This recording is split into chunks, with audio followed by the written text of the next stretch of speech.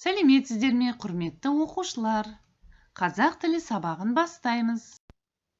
Бүгінгі өтетін сабағымыздың тақырыбы саяхат деп аталады, балалар. Сіздер саяхаттағанды жақсы көресіздер ме? Иә, балалар, сіздер саяхатқа немен барғанды ұнатасыздар? Қанекей, ойымызды айтамыз. Жарайсыздар. Пойызбен баруға болады, е? Ұшақпен, машинемен баруға болады екен. Ал ендеше тапсырмаларды орындайық. Бірінші тапсырма. Тыңдаймыз, қайталаймыз. Тыңда. Саяхатқа немен барамыз? Машинемен, ұшақпен, пойызбен. Қанекей, қайталаңдар. Ал балалар, екінші тапсырманы орындаймыз. Сұраққа жауап бер. Сен саяхатқа немен барасың? Мен машинемен барамын.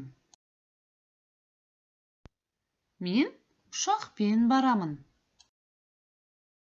Сен саяхатқа немен барасың? Мен пойызбен барамын. Сен саяхатқа немен барасың?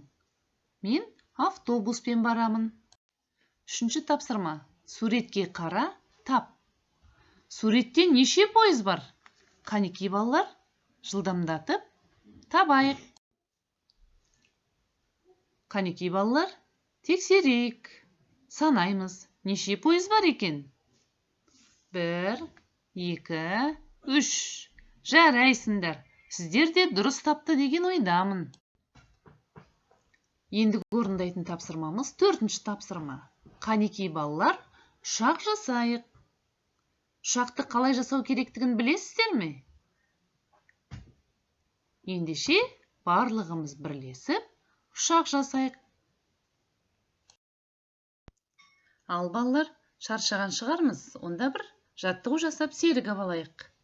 Кел балалар тұрайық, ала қанды соғайық. Бір отырып, бір тұрып, біз тынығып алайық. Бас аяқпен топ, топ, топ, шапалақпен хоп, хоп, хоп. Бір оңға, бір солға, өзім-дөзім айнала.